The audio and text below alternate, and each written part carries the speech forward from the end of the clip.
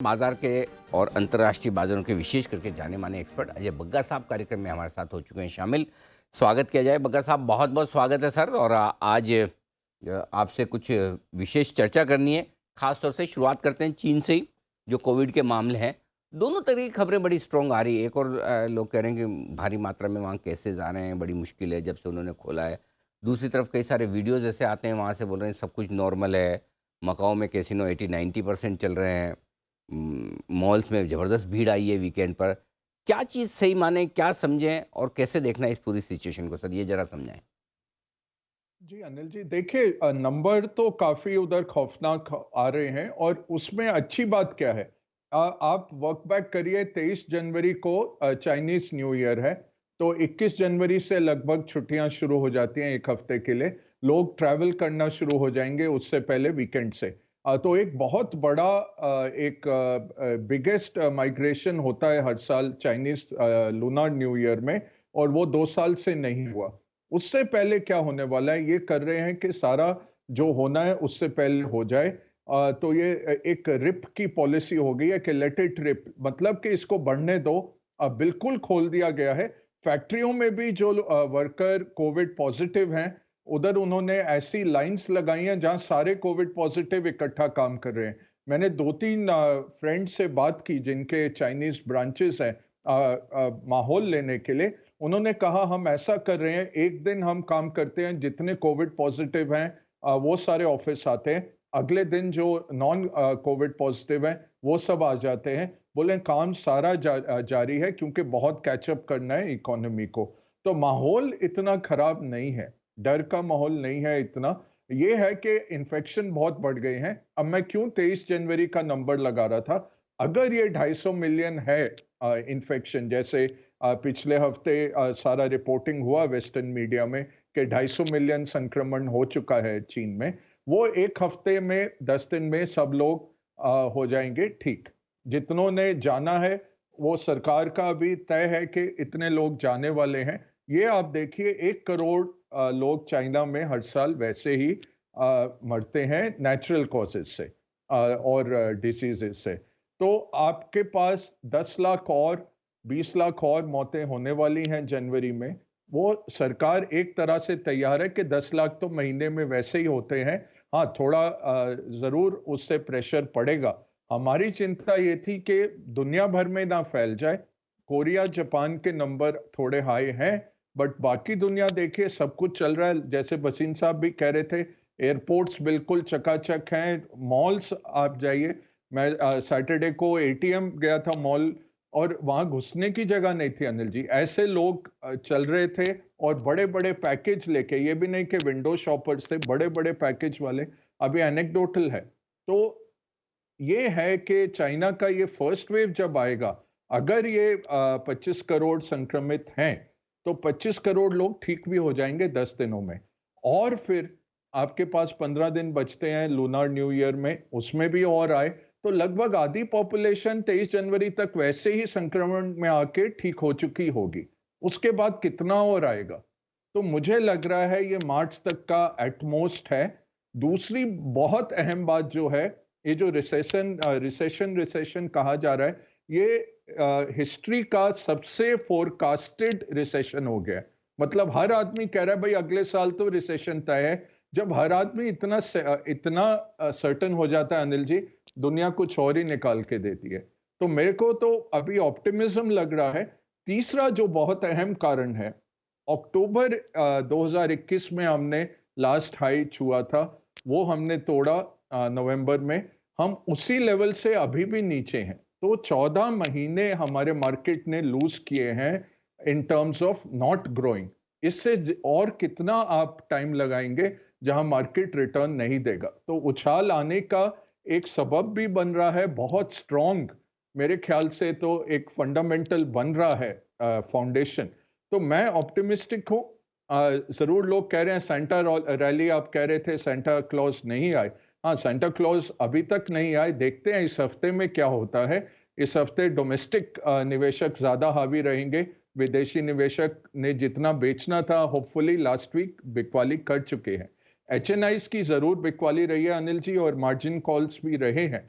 वो आज का जो अपमूव है वो दिखा रहा है कि शॉर्ट स्क्वीज भी आएगा ऐसे माहौल में कि जिन्होंने नए शॉर्ट बनाया उनको वो मार्केट स्क्वीज करेगा और फिर मार्जिन कॉल्स का भी प्रेशर कम हो जाएगा या वो आएगा शॉर्ट्स के लिए रादर देन लॉन्ग्स के लिए। तो बिल्कुल। ओवरऑल कहने की बात है ये हफ्ता ठीक लग रहा है हुँ, और इतना खराब नहीं लग रहा। पहले मैं कह रहा था कॉशन फॉर फरवरी कि फरवरी में एक झटका आएगा उसके बाद मार्केट्स बढ़ेंगे। अब लग रहा है ये झटका हो गया। जहां 8% आपका नैस्डैक गिर गया दिसंबर में, मेरे ख्याल से वो अगले साल का भी बोला कि 2022 को टाटा करना है, इसी साल में सब कुछ खराब कर लो। सर बताएँ क्या क्या व्यू बन रहा है सर?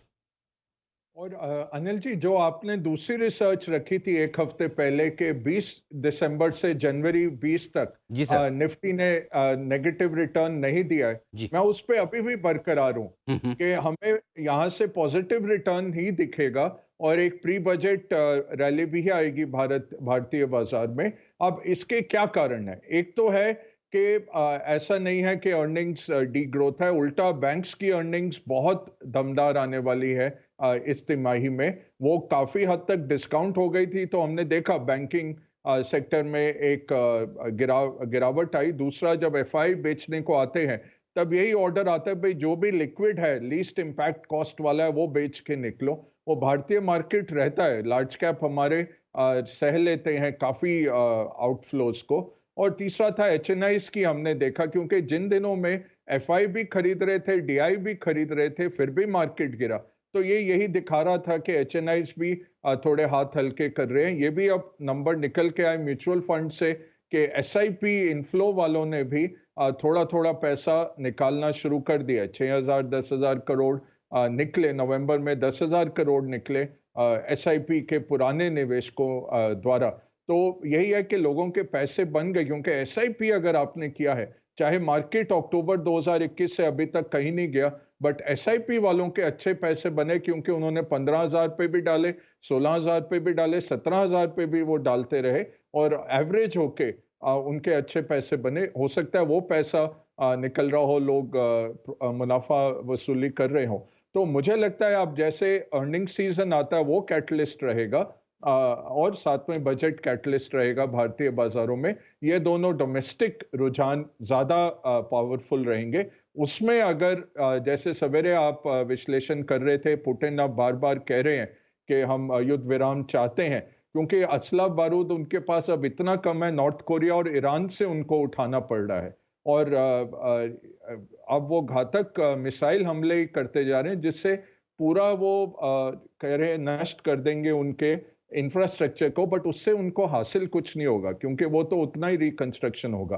तो अगर कुछ युद्ध में टलता है या स्लो डाउन होता है, वो रिकंस्ट्रक्शन रैली बहुत ज़बरदस्त आने वाली है यूरोप और यूएस में, जो पूरे विश्व की इकोनॉमी को बढ़ाएगी। इसलिए मैं कह रहा हूँ कि सब जब बोल रहे हैं रिसेशन है, 50 में से 50 इकोनॉमिस्ट रिसेशन कह रहे हैं, रिसेशन नहीं आएगा, फिर वो मार्केट्स के लिए अच्छा हो सकता है। तो going into the new year मैं ऑप्टिमिस्टिक हूँ अनिल जी। कमोडिटी मार्केट में जो कुछ एक्शन है, एक बार ज़रा बग्गा साहब से भी उस पर राय ली जाए। बताएँ सर।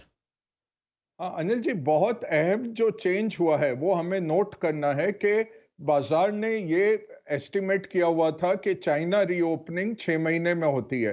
तो सेकेंड हाफ ऑफ 2023 में जून जुलाई में चाइना रीओपनिंग होगी जीरो कोविड के चलते। अब ये फुल कोविड के साथ पूरे जो एस्टिमेट आ रहे हैं कि मार्च तक चाइना पूरा रीओपनिंग हो जाएगा, इसलिए आपके कमोडिटीज दौड़ना शुरू हो गए हैं कि चाइनीज ने कहा है कि हम इकोनॉमी पे फोकस करेंगे। उनको पूरा एहसास है कि उनका जो रियल एस्टेट सेक्टर है, जो उनका जीडीपी चलाता है, इंफ्रास्ट्रक्चर चलाता है, वो ज़रूर उसको प्रोत्साहन देने वाले हैं, उसको सपोर्ट करने वाले हैं। और चाइना का रीओपनिंग जून से मार्च में आ गया है, इसलिए आपके मेटल स्टॉक अब चल रहे हैं और यहाँ से एक बहुत स्ट्रॉन्ग रैली आ सकती है कमोडिटीज़ में। तेल में जो बढ़ोतरी हुई है, वो रशिया के कारण हुई है। रशिया ने कहा है कि आप प्राइस कैप लगा रहे हैं, तो हम कटौती करेंगे उत्पादन में। दूसरा, मौसम के कारण जो उनका आर्कटिक में जो था, जो बाल्टिक एरियाज़ में जो उत्पादन है, वहाँ पे अभी रोक है, वहाँ से ट्रांसपोर्ट नहीं किया जा रहा तेल, तो वहाँ से भी लगभग 5 लाख बैरल प्रतिदिन का कटौती आ रहा है वो दिख रहा है तेल के ऊपर, बट ओवरऑल तेल रशिया के कारण है और मेटल्स और बाकी कमोडिटीज चल रहे हैं चाइना के कारण, और जो कॉपर भाग रहा है वो बहुत ही अहम बात है। अगर ये कॉपर में रेसिलिएंट रहा कॉपर और बढ़ता रहा तो आप सोच सकते हैं कि पूरा मार्केट का जो थिंकिंग आ गया है कि मार्च तक चाइना का फुल रीओपनिंग है, बड़ी जोर से चाइना चलेगा तो ग्लोबल इकोनॉमी चलती जाएगी। ये बहुत स्ट्रॉन्ग एक मेगा ट्रेंड बन सकता है अगले साल के लिए। तो ये बड़ा इंटरेस्टिंग डेवलपमेंट है कमोडिटी मार्केट को लेकर। बग्गा साहब को आज थोड़ा सा जल्दी हम धन्यवाद करेंगे, सर को कुछ आवश्यक कार्य से जाना भी है। सर बहुत बहुत धन्यवाद। आपका शेड्यूल बड़ा टाइट था, फिर भी आपने समय निकाला और इस तरह के माहौल में हमारे दर्शकों को सही डायरेक्शन दिया। Thank you so much sir, बहुत बहुत शुक्रिया आपका। अनिल जी, जी जी जी सर। अनिल जी, साल के आखिरी दिन मैं कोशिश करूंगा स्टूडियो आने अरे की, वाह सर, मोस्ट वेलकम, मोस्ट ताकि वेलकम। और सर साल दूसरा एक और वो इस साल जी इस बार जो अपनी वो एबी ऑफ ग्लोबल मार्केट्स वो पूरे जी महीने की नहीं होगी, साल की होगी सर। ठीक हाँ, है। तो वो भी करनी बड़ी है। जो बिल्कुल, तो हाँ, मोस्ट वेलकम। चलिए, ये तो हमारा तो हम्म 31 आपने वैसे ही मना दिया, मतलब 31 जी मतलब 30th को तो 30th छुट्टी है, 31 को 30 तारीख को तो बग्गा साहब साक्षात दर्शन देंगे और साथ ही हम जल्दी से आपके लिए पूरे साल भर का ग्लोबल मार्केट्स का outlook, AB of global markets का विशेषांक स्पेशल एडिशन आपके लिए आएगा। मैंने अभी से बोल दिया था सर कि अभी से तैयारी शुरू हो जाएगी। शुरू हो 3-4 दिन सर बिजी सर हमारे तो खाली बोलना होता है, काम तो सर आप करते हैं। तो अब अगले साल के लिए डायरेक्शन के लिए हम जल्दी एबी ऑफ ग्लोबल आपके समय की सुविधा के अनुसार हम वो दिन फिक्स करके जरूर करते हैं सर। बहुत बहुत धन्यवाद sir, thank you. Thank you Anil ji.